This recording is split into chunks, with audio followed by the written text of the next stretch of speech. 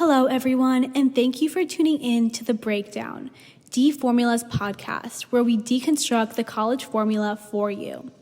I'm here today with Corinne, a rising junior who plays field hockey and is majoring in political science at Stanford University. Corinne, thank you for joining us today. Thank you for having me. Corinne graduated high school as a valedictorian and a member of the Cum Laude Society from the Episcopal Academy, which is located in suburban Philadelphia. She is also an excellent lacrosse player, as she was named U.S. Lacrosse Academic All-American. Corinne, you are clearly a very successful student athlete. How have you managed to balance peak performance in both sports and studies throughout high school and into college? I think the biggest thing that I took from my high school experience is learning how to have really good time management. I'm the kind of person that I like to try to be the best at everything that I do. And I take real pride in the product that I put out, whether it's on the field or in the classroom. And so I think for me, the biggest lesson that I took from high school and has really helped in college has been figuring out how to effectively budget your time so that you can be involved in everything and do everything that you want to do to the best of your ability. So how often during the school year do you travel for games? I travel a lot. With Stanford, we travel because field hockey is primarily on the East Coast, so we will play a lot of games over in the East Coast, so that requires the cross-country flight. But I also play on like a couple of the junior national teams, so I'll travel when we're not in season with the other teams. So I travel a fair amount between the different teams that I'm on. And I think honestly, going back to like the time management thing, it's like the traveling, it can be challenging, but as long as you communicate with your professors and you're upfront about, hey, like I have to miss these dates, like what can I do to make up for that? Like, can I come meet with you? Can I come to your office hours? Do you want me to do extra projects? And really taking that time to show that, hey, I'm really, really interested in this. Like the professors at Stanford are already super supportive, and I feel like they've been super helpful in terms of just, helping balance traveling and also being a Stanford student full time. Yeah.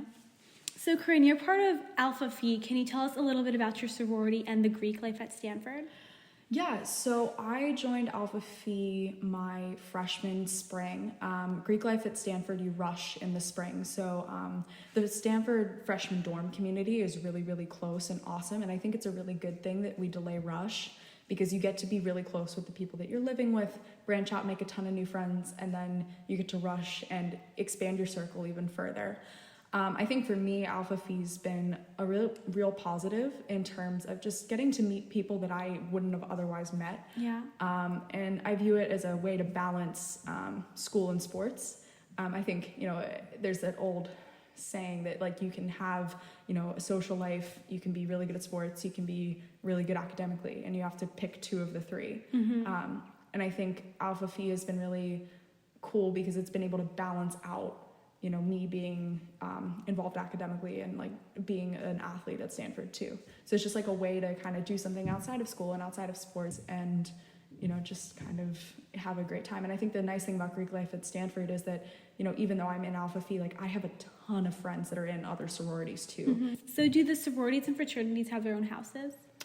The sororities, some of them are housed and some of them aren't. Alpha Phi isn't housed, which you can look at it a bunch of different ways. Personally, I think it's a good thing, but, I think it would be great to live with the girls, but I actually also ended up living with 3 girls that are in my sorority. It's the kind of thing where you can self-select into living with people if you want to.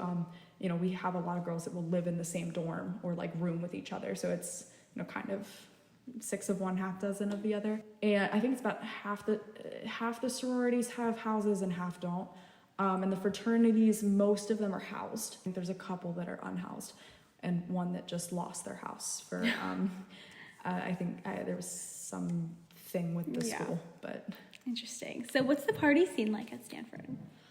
I think it's mainly centered around fraternities, and stuff like that. I think just in terms of Stanford, you live on campus for all 4 years. I think, it's a really inclusive community. and it's something that you can be involved with as you want. So do students ever go to San Francisco? I mean, people definitely do go into San Francisco for formals and other things like that, or even just to go for the day and get off campus and experience it. I think San Francisco is like, I think it's about an hour-ish, somewhere around in there, given it's different with traffic and time of day.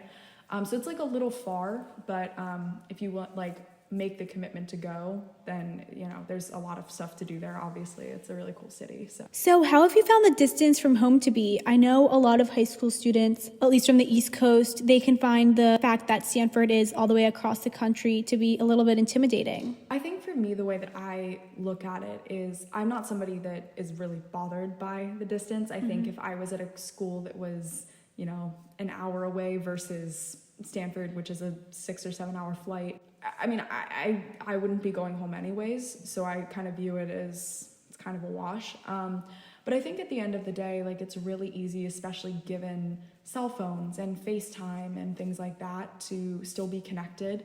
And I think that, you know, Stanford's a really special community and a really special place, and I think the nice thing is that most people are pretty far from home, so I think it actually makes the freshman dorm communities a lot closer eventually. For sure. Yeah, so a lot of students apply to Stanford under the impression that they're going to be in the sun with the California warmth and going to be wearing shorts and tank tops, but how do you find it to be out there? There's definitely a time of year where it's shorts and tank tops and happy. I think in the fall, it definitely stays warmer for a lot longer than it would at a school. Like, for example, near where I live at home in Pennsylvania, the fall gets pretty cold pretty quickly. You know, I think Stanford kind of has two seasons. It has like sunny and warm and t-shirts and shorts and flip-flops. And then there's in the winter, like in the last 2 years, it's been kind of, it can get kind of rainy and like cold-ish. And when I say cold, I mean like maybe like 40 or 50 degrees, somewhere in there. Like, it doesn't really get that bad from somebody who's used to snow. But I think, you know, there's also been years where there's been droughts and there's been no rain the entire winter. So it's kind of variable, but at the end of the day, it's a lot milder than like where I grew up. And it's definitely warm and sunny, and there's palm trees. So. Nice. So I know Stanford is known to have many traditions such as fountain hopping, the band run, hiking the dish, full moon on the quad. Honestly, those are just to name a few. There's so many of them. But what would you say is your favorite Stanford tradition? Oh, gosh. I like Cal weekend, which is the big game. So Stanford and Cal have this huge rivalry, and every year there's like a football game. And I think that's always fun because you see the school spirit really come out in people. And like every year they put this huge Beat Cal banner on the library, and all the fountains are dyed red. Oh my gosh. And so like it's like a thing that sounds so cool. I think as somebody that's an athlete, I think that to me is kind of fun because you know, they have all these traditions that are associated with the weekend too, like Gaieties is like a big kind of theater performance that they put on every year that's about the history of the Stanford Cal thing, and it's very funny. And you know, and there's like other little traditions that go through that, and I like that because it's like this whole like kind of school spirit thing. And I also enjoy the dish. I think the dish is really great, especially for like a Sunday morning if you want to get up and like go with your friends and just walk around. Like I think that's been a really nice like way to kind of get off campus but also be active and do other things. And it's really nice. So to wrap things up, what would you say are your favorite 3 things about Stanford? Oh gosh, only 3 things. You can name as many as you want. Oh gosh. All right. I think the people that I've met, I think the crazy thing about Stanford is that everybody is really talented in their own way. Everybody has like kind of a special thing. And so it's really cool to like get to see what those people are and like what makes them like the way that they are. You know, and I think it's really cool to have so many different perspectives. Like in my freshman dorm, I lived across the hall from a guy who was really, really into physics, and I am not into physics at all. And so it was really cool to like hear his perspective on things. And I think that's the people, everybody's just very nice. And I think just getting to see from different walks of life, and everybody like wants to help out each other and cheer each other on. I think that's really cool. I think as an athlete, having a culture that really is supportive of student athletes is really incredible, because it's not something that you have at a lot of other universities. You know, I think it's really nice as an athlete to be viewed as a student first, because I think for me that's something that I take a lot of pride in. For and, sure, yeah. It's nice to kind of be able to build those academic relationships and have professors that are, you know, understanding about, you know, your athletic commitments and will cheer you on in that aspect, but, you know, will also really, you know, support you in the academic aspect as well. So kind of having that duality is really cool. There's so many things that I love about it that it's hard to limit it, but I would definitely say the people, the place, and I think just the culture and like the feeling that you get on campus. Yeah. Not gonna say the word vibe. But I think it's a very, very special place. Yeah. So that's really great. I think it's really cool to be a part of that environment. That's so cool. So to finish, what would be the single most important thing you would tell your high school self? I think the single most important thing I would tell my high school self is probably to never stop chasing your dreams. Because I think, you know,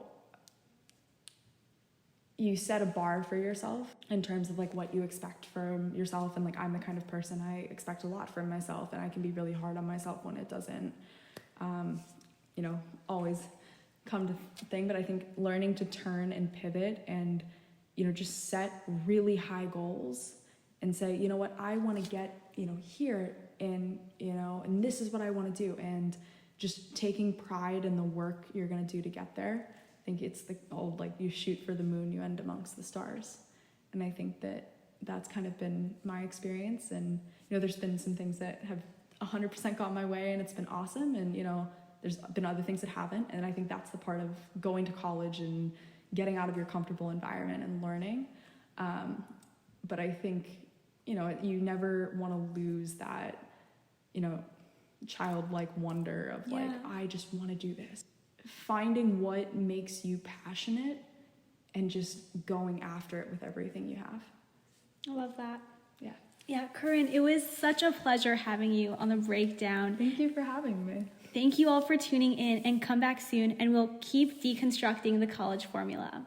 You can download deFORMULA on the iOS store to meet with a college student on campus or through video chat.